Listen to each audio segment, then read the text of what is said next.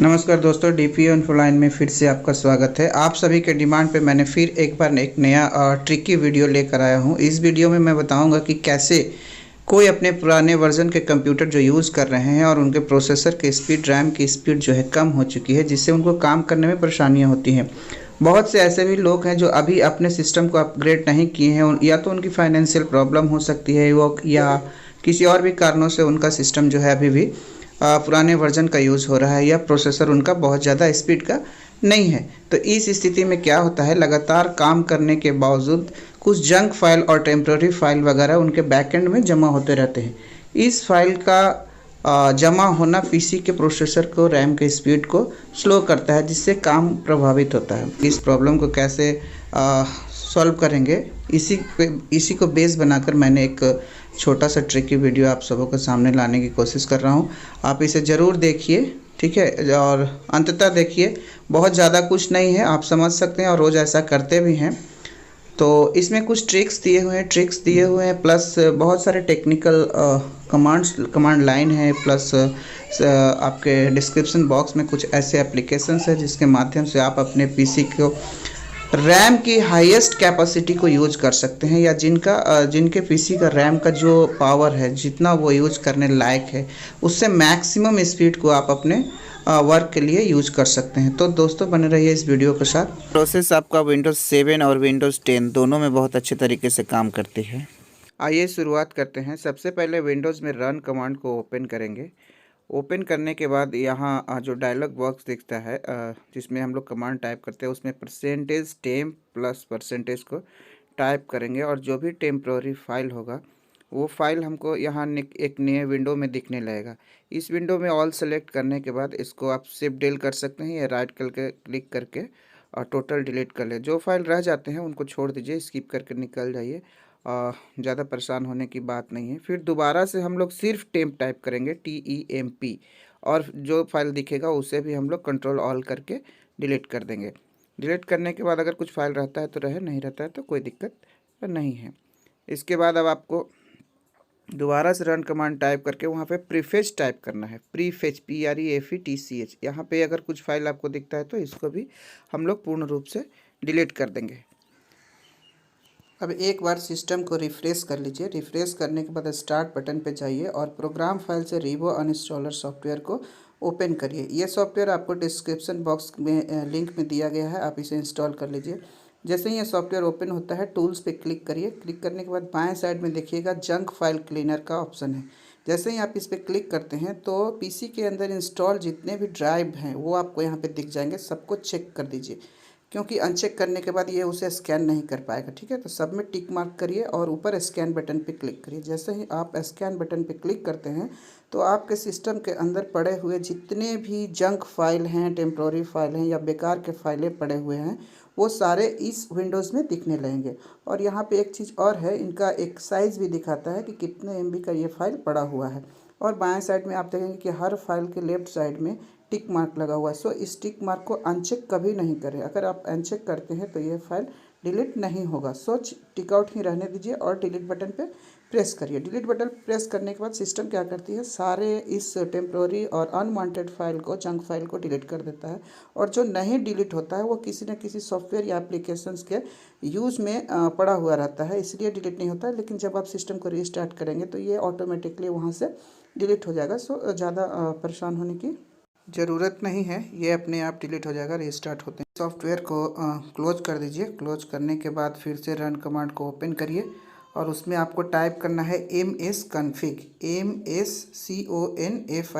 जैसे ही आप इसको टाइप करके इंटर प्रेस करते हैं तो आपके सामने एक न्यू डायलॉग बॉक्स खुलता है। इस डायलॉग बॉक्स में आप देखेंगे कि राइट साइड का सेकेंड लास्ट में स्टार्टअप का बटन है। ये स्टार्टअप के अंदर आपको एक चीज़ डिफाइन करना है कि कौन कौन सा ऐसा एप्लीकेशंस है जो आपके काम के लायक नहीं है और वो ऑलरेडी रन कर रहा है। ऐसे एप्लीकेशंस को आपको इस विंडोज़ से फाइंड करना है और उसे अनचेक कर देना है। याद रहे कि यहाँ पे आप कोई भी एंटीवायरस का सॉफ्टवेयर अनचेक ना करें। ठीक है, तो आप यहाँ पे जो भी उपलब्ध एप्लीकेशंस या सॉफ्टवेयर्स हैं जो आपके ज़रूरत के लायक नहीं है और वो सिस्टम में एज ए गार्बेज की तरह यूजर है, उसको अनचेक करके अप्लाई करके ओके करिए। यहाँ पे सिस्टम को रीस्टार्ट करने की ज़रूरत पड़ेगी। सो सिस्टम को ज़रूर रीस्टार्ट करें। जैसे ही रीस्टार्ट करके आप दोबारा से आते हैं तो आपको एक बार टास्क मैनेजर ओपन करना पड़ेगा। ठीक है, टास्क मैनेजर ओपन करिए और प्रोसेस मेनू में जाइए। ठीक है, प्रोसेस टैब पे जैसे ही आप जाते हैं तो यहाँ भी आप देखेंगे कौन सा सॉफ्टवेयर रैम का कितना मेमोरी यूज कर रहा है। तो जो सॉफ्टवेयर आपके ज़रूरत के लायक ना हो और बेकार का रैम यहाँ पे यूज़ कर रहा है तो आप क्या करेंगे, उसको सिलेक्ट करिए। सिलेक्ट करने के बाद नीचे राइट साइड में इंड प्रोसेस पे क्लिक करिए और इंड प्रोसेस पे क्लिक करके ओके कर दीजिए।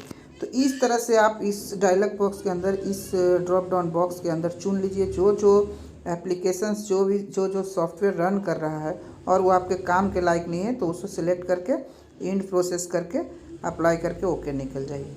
ठीक है, उसके बाद एक बार सिस्टम पे, इसके बाद क्या होता है कि बहुत सारे थीम के कारण भी सिस्टम स्लो होता है। तो थीम आपको पता ही है कि थीम कैसे हम लोग चेंज करते हैं। कोशिश करिए कि बहुत सारा एनिमेटेड थीम या ग्राफिक, हाई ग्राफिक का थीम जो है वो यूज़ ना हो। तो इसके लिए आपको अपना थीम को विंडोज़ क्लासिक मोड में भी डाल सकते हैं। सबसे बेटर होता है कि विंडोज़ क्लासिक मोड में थीम को रखें या जो डिफ़ॉल्ट थीम उसका होता है विंडोज़ 7 का, वही थीम आप यूज करें जो आपके रैम के स्पीड, प्रोसेसर के स्पीड को बरकरार रखता है, कायम रखेगा, स्लो नहीं होने देता है। तो मैक्सिमम जो पेंटियम 4 या सिल्वर प्रोसेसर भी अभी कुछ लोग यूज कर रहे हैं, या पेंटियम 4 हैं, कोर i3 i5 वगैरह यूज कर रहे हैं, तो कोई बात नहीं। आप कोशिश करिए बेसिकली विंडोज़ क्लासिक थीम का यूज करें। अगर आपका ग्राफिक्स का बहुत ज़्यादा काम नहीं है तो विंडोज़ क्लासिक थीम को यूज करें। इससे परफॉर्मेंस भी हाई रहेगा और बहुत ज़्यादा आपको परेशानी भी नहीं होगी। ठीक है, दूसरा प्रोसेस आता है विंडोज़ 10 में। विंडोज़ 10 में भी आप देखेंगे कि टास्क मैनेजर को ओपन करना है, अनवांटेड एप्लीकेशंस को फाइंड आउट करना है और उसे चूज करके स्टॉप करके यहाँ से बाहर निकल जाना। जस्ट लाइक एकदम सेम जैसे विंडोज़ 7 में कर रहे थे, एकदम उसी तरीके से आपको विंडोज़ 10 में भी करना है और ज़्यादा कुछ करना नहीं। दूसरा प्रोसेस होता है कि आप विंडोज़ 10 में रजिस्ट्री एडिट के माध्यम से आप उसे कर सकते हैं। रजिस्ट्री एडिट को ओपन करिए, रन एज एडमिनिस्ट्रेटर पे क्लिक करके फिर यस बटन को प्रेस करिए और जैसे ही रजिस्ट्री एडिट का ऑप्शन आएगा तो यहाँ पे आप देखेंगे यस करने के बाद ये जो विंडोज़ खुला, विंडोज़ में आपको सिस्टम ढूंढना है। ठीक है, पेज की लोकल मशीन के अंदर सिस्टम फोल्डर पे क्लिक करिए। उसके बाद थोड़ा सा दूसरे नंबर पे जब आइएगा तो यहाँ पे आप देखेंगे कि कंट्रोल सेट लिखा हुआ है, कंट्रोल सेट 001। ठीक है, कंट्रोल सेट 001 पे क्लिक करिए। उसके बाद ठीक नीचे सेकेंड लास्ट में देखेंगे कि सर्विसेज लिखा हुआ है, इस सर्विसेज पे क्लिक करें। उसके बाद आपको ये पूरे लिस्ट के अंदर NDU ढूंढना है, NDU। ठीक है, आप याद रखें, दूसरा कहीं पे क्लिक नहीं किया। NDU पे जैसे ही आप क्लिक करते हैं तो राइट साइड के डायलॉग बॉक्स में यहाँ पे आपको स्टार्ट, जैसे ही स्टार्ट आएगा उस पर राइट क्लिक करिए और मॉडिफाई पे क्लिक करिए। अब जो ये विंडो आपके सामने खुला, इस विंडो में वैल्यू डाटा आप चेक करेंगे कि वैल्यू डाटा क्या लिखा हुआ है। यहाँ पे 2, 3, 4 कुछ भी हो सकता है। तो आप कोशिश करिए कि 4 क्लिक करें, 4 टाइप करें और ओके कर दें। ओके करके यहाँ से बाहर निकल जाए। फिर से रन कमांड को ओपन करिए और उसमें services.msc टाइप करना है। रन कमांड ओपन करने के बाद उसमें services.msc और इस पूरे लिस्ट में आपको सुपर फेच सर्च करना है। जैसे कोई भी सर्विस यहाँ होता है तो सुपर फेच सर्विस को फाइंड आउट करिए, राइट क्लिक करिए, फिर स्टॉप पे क्लिक करिए और फिर से सुपर फेच पे डबल क्लिक करिए। डबल क्लिक जब करते हैं तो यहाँ एक आप देखेंगे कि ऑप्शन है स्टार्टअप का, जो ऑटोमेटिक किया हुआ रहता है। इस ऑटोमेटिक को हम लोग डिसेबल कर देते हैं। डिसेबल करना है, अप्लाई करना है, ओके करके जस्ट बाहर निकल जाना है। बॉस के लिंक से आपको DDPC क्लीनर एक एप्लीकेशन दिया हुआ है, बैड फाइल है, इसे आप डाउनलोड करिए, डेस्कटॉप पे रख लीजिए और इस पर डबल क्लिक करके जैसे ही ओपन करेंगे तो ये आपका कमांड लाइन खुलेगा जो डॉस प्रॉम्प्ट पे काम करता है। ध्यान रहे कि ये बहुत सारे सिस्टम में काम भी नहीं करता है, हो सकता है किसी में ये काम ना करे, सो घबराने की कोई बात नहीं है। नहीं काम करता है तो नहीं काम करता है, बाकी दूसरा प्रोसेस से आप पहले वाले सारे प्रोसेस को यूज करिए। यहाँ पे आप देखिएगा कि हर प्रोसेस के लिए एक सीरियल नंबर दिया हुआ है। उस सीरियल नंबर को जस्ट टाइप करना है और इंटर प्रेस करना है। जैसे ही आप इंटर प्रेस करते हैं तो ये बैट फाइल, ये सिस्टम जो है अपने आप बैक एंड में काम करता है। बहुत से ऐसे छोटे छोटे एप्लीकेशंस है जो ओपन सोर्स मार्केट पे अवेलेबल है। इसके माध्यम से आप रैम और सिस्टम दोनों को ऑप्टिमाइज कर सकते हैं। उम्मीद है कि पहले से सिस्टम आपका स्पीड हो चुका होगा। और इस तरह के बहुत सारे वीडियो के लिए बने रहिएगा हमारे साथ, ऐसे ही प्यार बनाए रहिए। चैनल को सब्सक्राइब और लाइक ज़रूर करिए। धन्यवाद।